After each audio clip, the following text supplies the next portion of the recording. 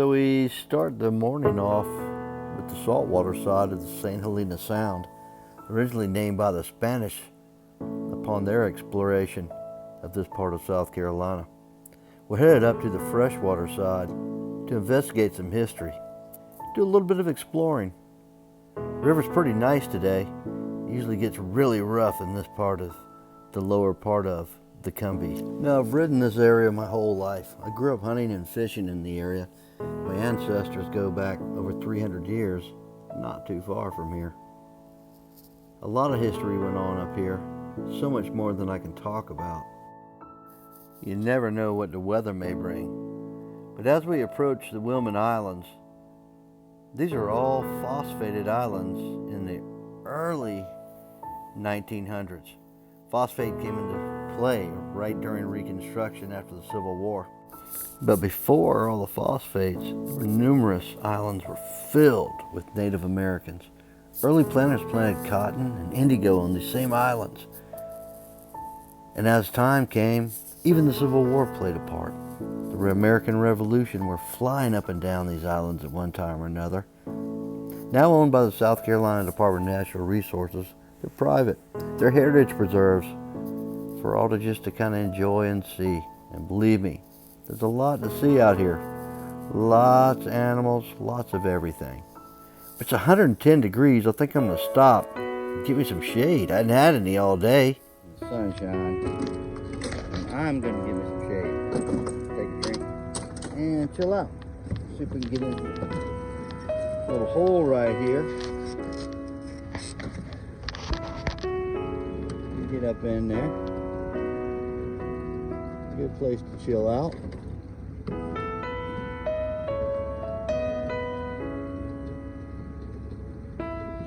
Been done before. Sure. Big old gator. Looks like me. Then yeah.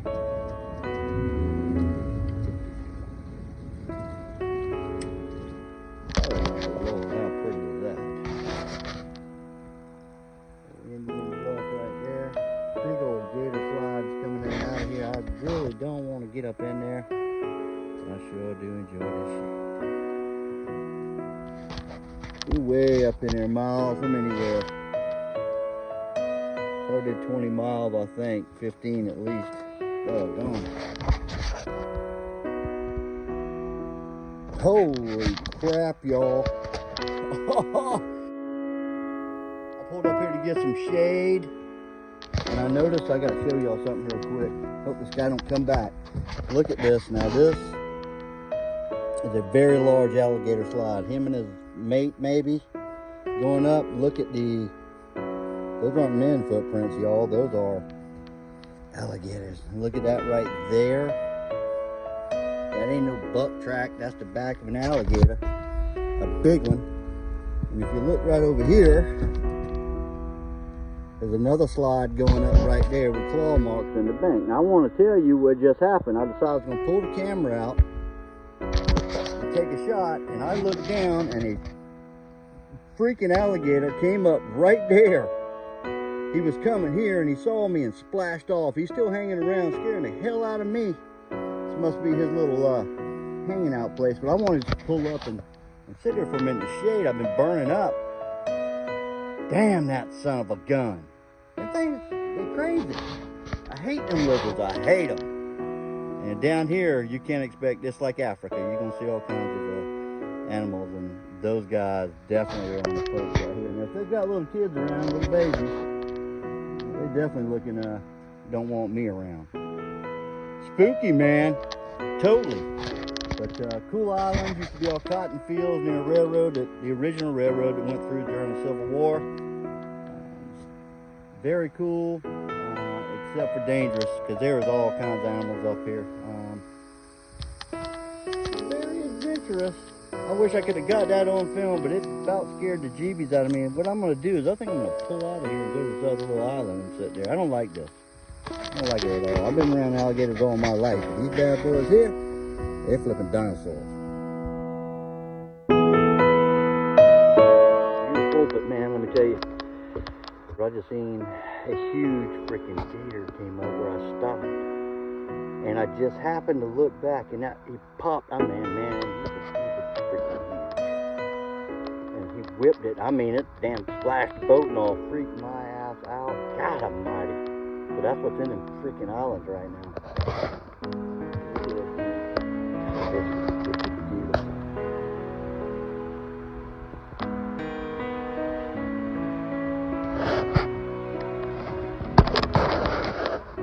Right there, that gator bug. He scared me, Bo. I tell you.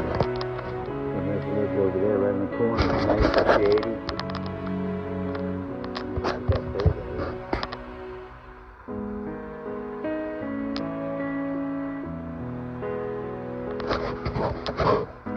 Middle of nowhere, smiling faces, beautiful places.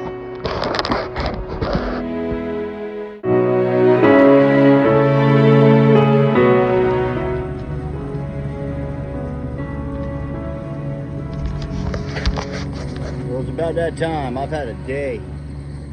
Creaking, let's call it. It's been a long day. Been from the ocean up to the fresh water. All kinds of animals today. I almost ran alligator over this morning coming here, but they're definitely out today. But man, it's so peaceful and quiet. Blows my mind. Blows my mind. Much rather listen to that all day than what we have to listen to out there in the street somewhere. It's awesome. Nothing like it.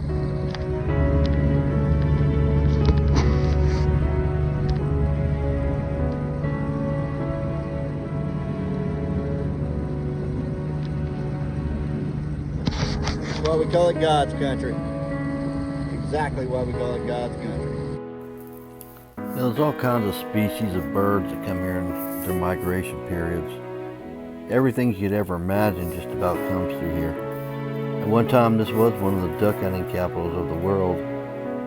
That's been not the case for the last 100 years for sure. But all the birds that come and nest and do their thing, it's very interesting certain times of year. You get to see them down here. I can't begin to tell you what they are. Very few that I can recognize. I just know that it's a special place to see all these animals gather up and do their thing. Look at these birds now. They're roosting. I mean, there's like 2 or 3 different species here, but there's no telling which will come around and feed. This almost looks like a tree duck up there. I don't know what these things are. Juvenile blue heron. Interesting.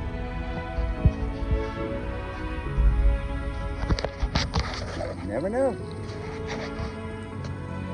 Alright, let's go. We gotta get out of here. We got about 10 miles to go. As far as you can see, tree line way over there.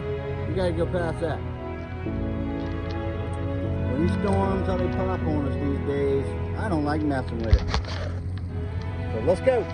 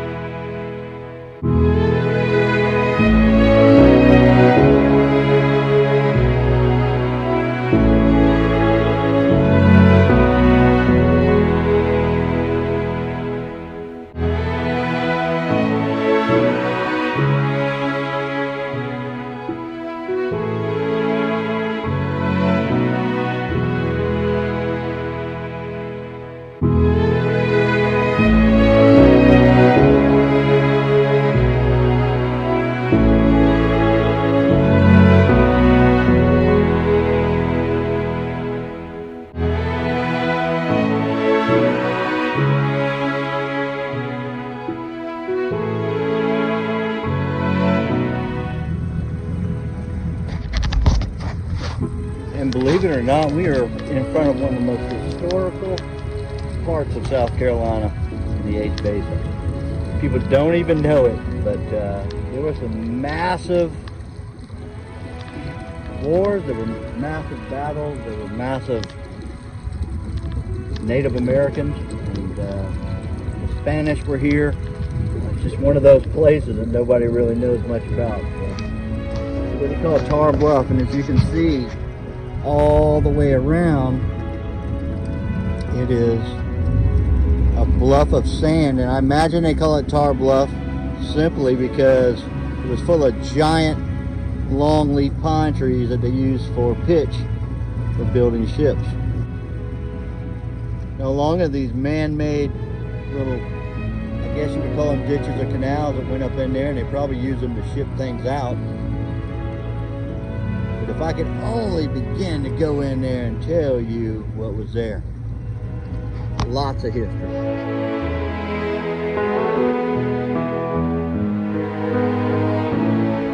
Civil War, 1812, Revolution, Spanish, it just goes on. The fight for independence was massive right here. Henry Lawrence of South Carolina actually lost his son.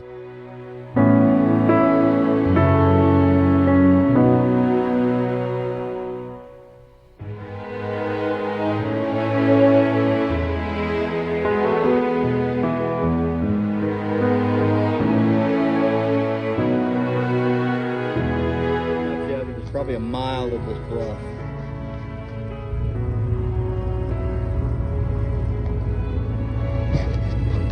Lots of history.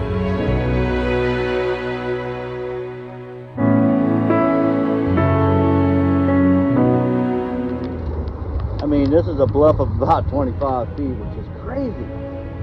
Here are nothing but sand, prehistoric layers of sand. Every now and then, some areas, you'll look up top and see some oyster shells, some mitten falling down. But I can imagine at one time this was all clear. It was as clear as it could be. But it's washed away, I'm sure, a lot. But it's crazy though. Look at the layers of sand. Like, look at that. Lines separating there with the erosion. Imagine 1,000 years ago what it looked like. That was probably about where we are right now, 100 feet off the bank. So much history there. So much lies beneath that sand. You'll know, nobody will ever get it. Only the Lord knows what's there. They're one of the most historical places in the state. Very good example of a pine tree and its roots.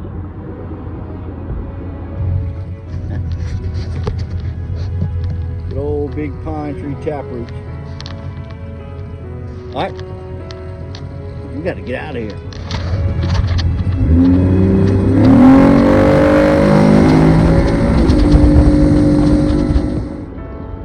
And at low tide, you can see some things every now and then that are very, very interesting, because a lot went on here in those days. Lots of stuff went on. And check this out. Don't get too close, because I know there's a bunch of it underneath this bank right here. There was something going on, probably a rice mill right here on the river, right here at the edge of the bluff. You kind of see the footer of it. Imagine there's more down in the sand here from all the erosion below the boat. Yeah, it's pretty wild. Never know. It's out there. I wish it was mine. I'll go get it. Well, I got back to the boat landing, and on my way back through Tar Bluff, I was reminiscing about the American Revolution and what it took to win it, and the men who died here. There's blood in that soil, American blood. Brought to you by South Carolinians like John Lawrence, Nathaniel Green. It was a good trip. We'll come again next time at low tide. Maybe we'll see some more things. Until then, I'll see you next weekend.